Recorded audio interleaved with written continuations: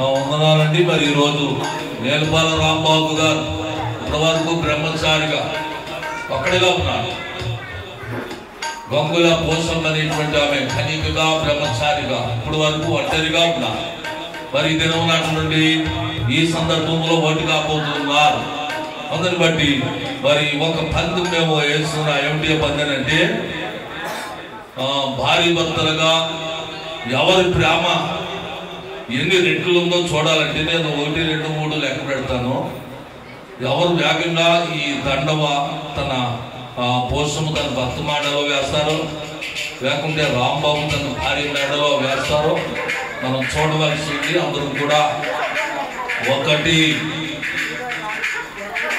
2, 3